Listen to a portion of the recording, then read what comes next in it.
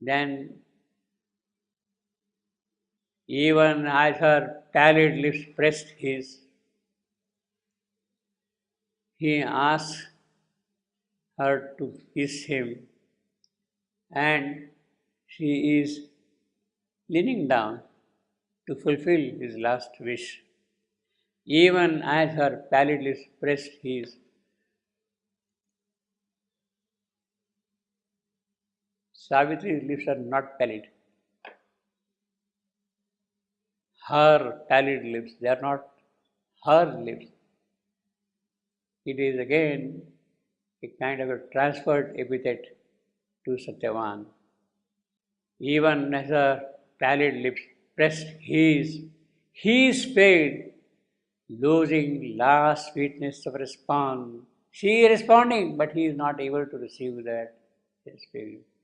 His cheek pressed down her golden arm. You can see now here. He says here as her pallid lips, but hers are golden arm. Golden arm. So that pallid is not Savitri's pallid lips. It is a transferred epithet for Satyavan's pallid lips. She sought his mouth still with a living mouth. So this is not again mouth to mouth breathing. As if she could persuade his soul back with her kiss. See, then grew aware they were no more alone. Somebody was standing there between them, in front of them. Then grew aware. Who? Who grew aware? She could persuade his soul back with her kiss. Then grew aware, obviously Savitri, not Satyavan. Savitri grew aware that she and her husband were not alone. There is somebody else now present there. Something had come there. Satyavan does not know that. Savitri has recognized somebody has come there. So this is about 12 o'clock now. Then grew aware they were no more alone. Something had come there, conscious, vast and dire. So that is the appearance of death, Yama. Vast and dire is the cosmic power. So it has the vastness, and it is aimed at dire, frightening, fearful, conscious. He is coming with a conscious intention for a purpose. He is coming for a purpose, conscious. Vast, as wide as the universe, the mortal world, and dire. Near her she felt a silent shade, immense. So that is now what we are going to see here. He is a shade immense, terrifying darkness. And what does the shade do? It has a power to chill the noon. It has a power to chill the noon with darkness for its back. An awful hush had fallen upon the place. The whole forest area under that kingly tree trunk, there is an awful hush had fallen upon the place. There was no cry of birds, no voice of bees. So that is the effect of the presence of death there. That is why it is chilling the noon. It has such a power, such an effect that even the birds, the animals, everybody, everything has fallen silent, mute. His very presence there. An awful hush. A terror and anguish filled the world. That is what it means. It is not only Satyavan, who is going to experience it? The whole world is feeling the oppression of his presence there. Who is he? He is annihilation's mystery. He is annihilation's mystery. Everything must be destroyed, must be annihilated. What is the mystery in that annihilation? It is by annihilation that perhaps a new creation, new possibility can open out. It is not by repeating the same thing again and again in a mortal manner that the new things can happen. It is by annihilating all that there is a possibility of a new creation coming up. And that is the role his presence is performing. That's a mystery, a relation mystery. He had taken a sensible form, purposeful form. In fact, that is the moment of annihilation's mystery. It is that which is arriving shortly there. Satyavan's death is opening out of the mystery which is locked in annihilation. The mystery which is locked in annihilation, it is that which gets opened out in the death of Satyavan. A cosmic mind, that is what he is, cosmic mind, looked out on all from formidable eyes, so his eyes are formidable.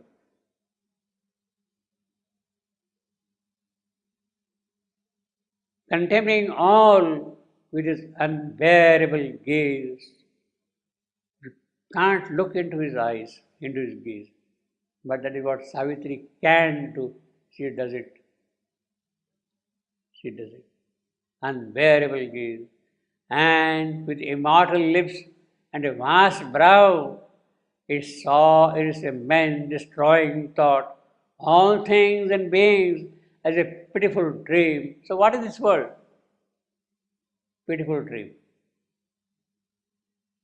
Rejecting with calm disdain nature's delight, the worldless meaning of his deep regard, voicing the unreality of things.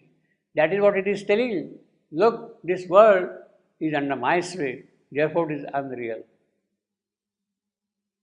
And life that could be forever but never was, and his brief and vain recurrence without cease, as if from a silence without form or name, the shadow of a remote uncaring God, doomed to his not illusory universe, cancelling his show of idea and act in time, and his imitation of eternity.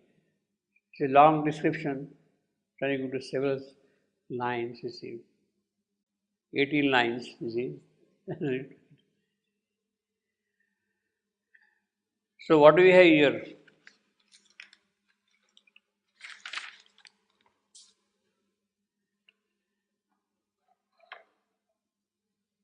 Essentially, his presence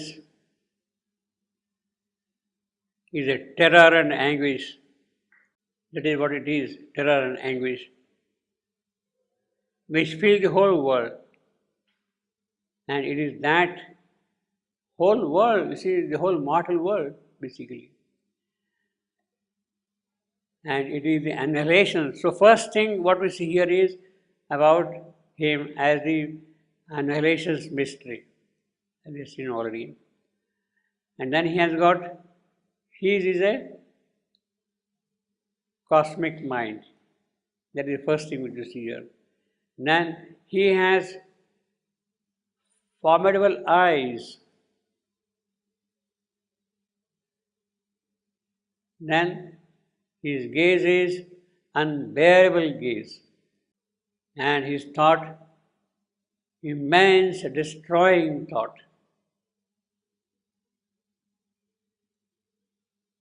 This whole idea.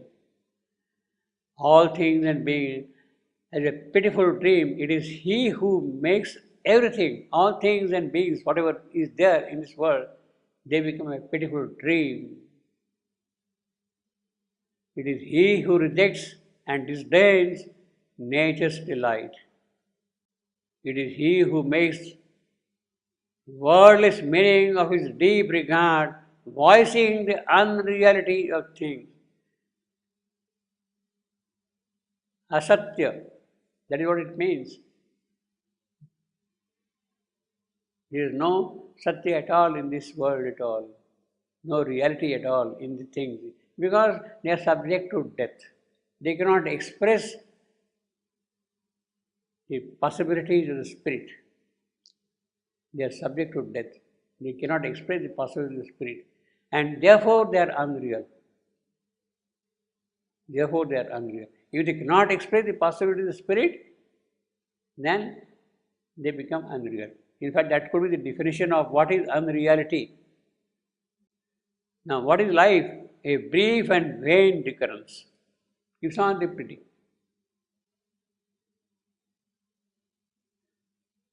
And who is He that? He is a silence without form or name. He has no shape, no figure, no form, no name. What one would call form. He has no rupa. Rupa means form. Name, nama. Nama and rupa he doesn't have.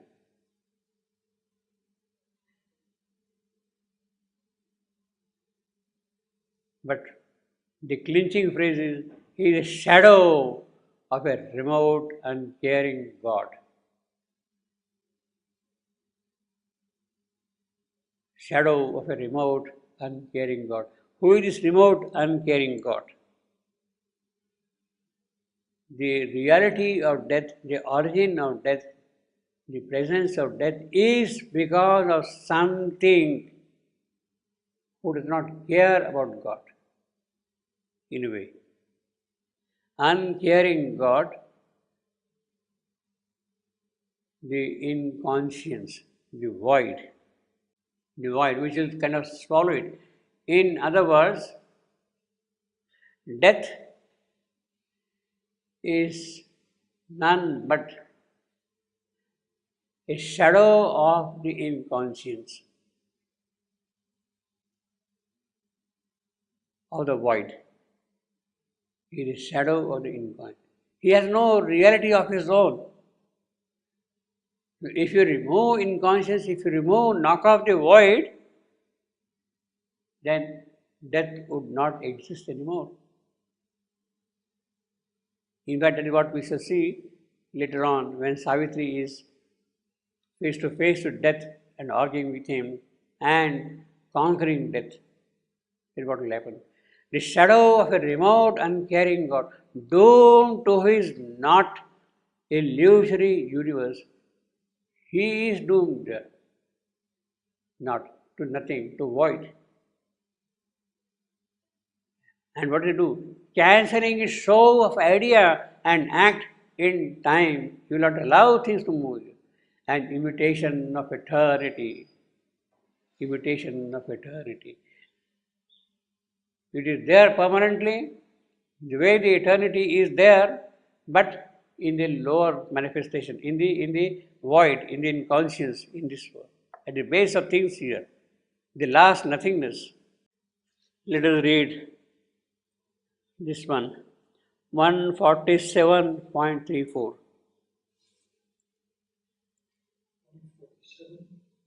147.34.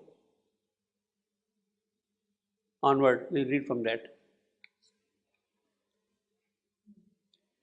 About the picture of death which see when Savitri is conquering him. His body was eaten by light, his spirit devoured by light, by Savitri's light. At last he knew defeat inevitable and left crumbling the shape that he had worn. See, that is the point. The shape he had worn. The shadow, that is the shadow.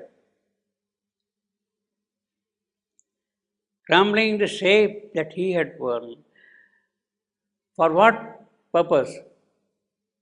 Abandoning hope to make man's soul his prey, and forced to be immortal, the immortal spirit. He wants the immortal spirit mortal. And then afar he fled, shunning her dreaded touch. See, that touch me, that by your touch, death may pass away. You see, it was such a warranty. Afar he fled, shunning the dreaded tongue, and refuge took in the retreating night. The night itself is withdrawing in the presence of Savitri in that divine form there. In the dream twilight of that symbol world, the dire universal shadow, this is what we have seen here, dire, no? Dire, we have already seen here.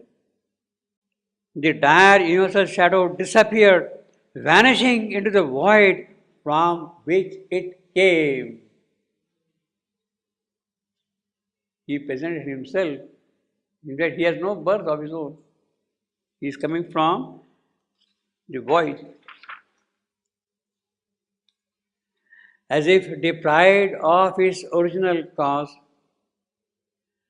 the twilight realm passed feeding from their souls, and Satyavan and Savitri were alone.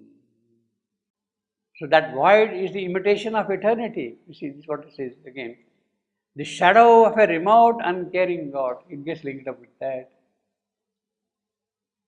Cancelling its show of idea and act in time.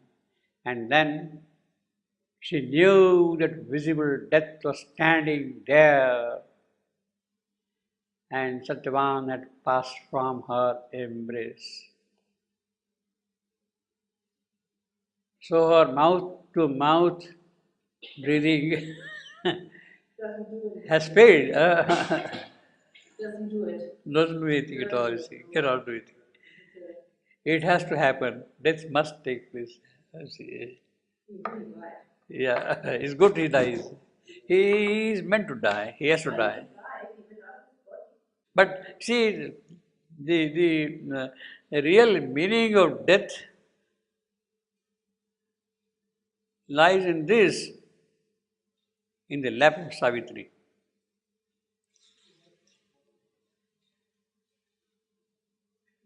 In the lap of, that is the real meaning of death.